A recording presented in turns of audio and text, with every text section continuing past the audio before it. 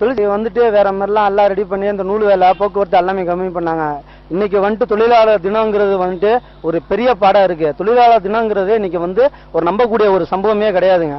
ரெண்டாவது வந்துட்டு வேலை வாய்ப்பு எல்லாமே வந்து ரொம்ப கீழ்படிஞ்சு இருக்கு. யாரும் எதனாலையும் எந்த பொருளாதாரமே எந்த தொழில் சங்கத்தினாலையும் எதையும் பண்ண முடியல.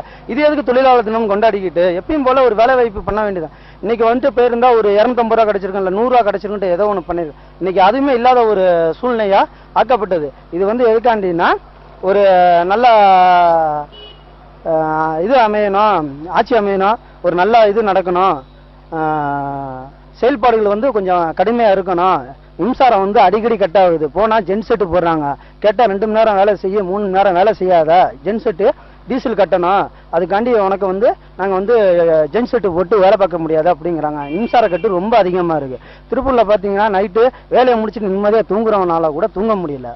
ஒரு 4 மணி நேரம் ரெஸ்ட் எடுப்போம் பொண்டாட்டி பிள்ளையோட, ஏதோ புள்ள தூங்கினாலும் பரவாயில்ல, பிள்ளைக்கே காத்தாடி விசிறி மாதிரி வச்சுக்கிட்டு விசிற வேண்டியதாக இருக்குது. பெரிய பாடாக இருக்குது. தொழிலும் ஒரு பாதிப்புனா, ரெண்டாவது வந்துட்டு பிள்ளைக்கு விசிறணுன்ட்டு நைட்டு உழைச்சிட்டு போகிறோம், பிள்ளைக்கும் விசிறுனா என்ன பண்ணுறது? திருப்பூரில் நடந்த மே தின கொண்டாட்டங்கள் பார்த்தான்னா, திருப்பூரில் வந்து நிறைய இடங்கள் வேலை வாய்ப்பு இல்லை, வேலை இல்லாமல் நிறைய தொழிலாளர்கள் இருக்கிறாங்க. நிறைய பேர் வந்து திருப்பூரில் வேலை செய்ய முடியாமல் எல்லாம் வெளியூர் போயிட்டு இருக்கிறாங்க. இங்கே பார்த்தீங்கன்னா வேலை செய்கிற தொழிலாளர்களுக்கு வந்து எந்த விதமான வசதி இல்லாமல் போயிடுச்சுங்க. டைங் இருந்தாலும் சரி, ப்ளீச்சிங் இந்த மாதிரி இருக்குது. இதில் வந்து அரசாங்கம் வந்து உடனே தமிழக அரசாங்கம் நடவடிக்கை எடுக்க வேண்டும். இருக்கிற தொழிலுக்கு பாதுகாப்பு கொடுக்க வேண்டும். திருப்பூர் நடந்த கம்பெனி தொழில் இருந்தாலும் சரி, பவர்லூம் தொழில் இருந்தாலும் சரி, கைத்தொழில் எல்லா தொழிலுக்கும் பாதுகாப்பு கொடுக்க வேண்டிய கடமை தமிழக அரசாங்கத்துக்கு உள்ளது. இன்னைக்கு பார்த்தீங்கன்னா திருப்பூர் மின் பற்றாக்குறை பார்த்தீங்கன்னா ரொம்ப அதிகமாகிட்டே போயிட்டு இருக்குது. இதுக்கு முன்னாடி ஒரு 3 மாதத்துக்கு முன்னாடி பார்த்தீங்கன்னா 18 மணி நேரம் ஆகிட்டு இருந்தது, இன்னைக்கு 16 மணி நேரம். இந்த 2 மணி நேரம் குறைச்சதுக்கே வந்து சாதனையாக நினைச்சிட்டு எல்லா கட்சிக்காரங்க பேசிட்டு இருக்கிறாங்க. இது வந்து ரொம்ப முட்டாள்தனமானது. என்னைக்கு திருப்பூர்ல வந்து கரண்ட் கட்டை வந்து அடியோடு ஒழிக்கிறாங்களோ அன்னைத்தான் திருப்பூரோட நிலைமை வந்து இன்னும் நல்லா பிரகாசமா இருக்கும். இதை வந்து நான் பப்ளிக்கா வந்து எல்லாத்துக்கு முன்னாடி சொல்ல கடமைப்பட்டிருக்கிறேன்.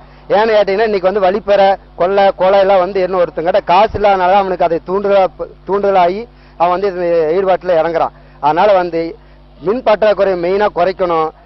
தொழில் சங்கங்களும் அரசாங்கம் திருப்பூரை வந்து ஒரு முன்னணி நிலைமை எடுத்து இதுக்கு வந்து கண்டிப்பா தயவு செய்து சொல்றது, கண்டிப்பா வந்து திருப்பூரை வந்து முன்னணி கொண்டு வரணும்னா தொழில் கட்டுக்கு வந்து கண்டிப்பா நிறுத்தணும். அதாவது ஆஸ்திரேலியாவில் பார்த்தீங்கன்னா 10 நிமிஷம் கரண்ட் கட் பண்ணிட்டு அது ஒரு மின்சார டேவை கொண்டாடுறாங்க. ஆனா இங்க தமிழ்நாட்டில் பார்த்தீங்கன்னா ஒரு நாளைக்கு 12 மணி நேரம் மின்சார தடையெல்லாம் வந்தாலே அது வந்து கொண்டாடலாம். தென்னிந்தியாவின் மான்செஸ்டர் என்று சொல்லக்கூடிய திருப்பூர் கோவை பகுதியை பொறுத்த அளவுக்கு தொழிற்சங்கம் வந்து அதிகமாகவே இருக்குது. அதிகமாக தொழிற்சங்கம் இருந்தாலும் தனிப்பட்ட முறையில் வந்து பனியன் கம்பெனி லேபரு அப்படிங்கிற ஒரு முறை, பஞ்சாலை லேபரு பனியன் கம்பெனி லேபர் அப்படின்னு தான் பார்க்குறாங்க தவிர்த்து மித்தபடி வந்து டீ கடையில் வேலை செய்யணும் வந்து லெட்டின் கிளீன் பண்ணுறவங்க வந்து சாக்கடை கிளீன் பண்ணுறவங்க வரைக்கும் எல்லாருமே தொழிலாளர் தான்.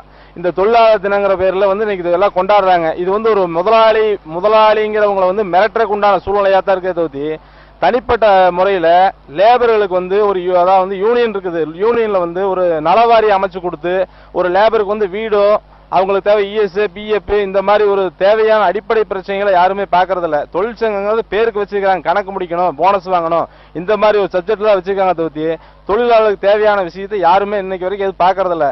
தொழிலாளர்களின் நிலைமை உயர வேண்டுமென்றால் அவர்களது வாழ்க்கைக்கு நமது அரசுகள் ஒரு உத்தரவாதத்தை செய்ய வேண்டும். ஆட்டோ ரிக்ஷா தொழிலாளர்கள் முதல் கூலி வேலை செய்பவர்கள் வரை அனைவருக்கும் நமது அரசுகள் அவரவருக்கு தகுந்தாற்போல் பணிக்கான உத்தரவாதத்தை வழங்கினால் அனைத்து தொழிலாளர்களின் குடும்பங்களும் நலம் பெறும், மகிழ்ச்சியுடன் வாழ்க்கை நடத்தும் என்றும் சமூக நோக்கர்கள் கருத்து தெரிவித்துள்ளனர்.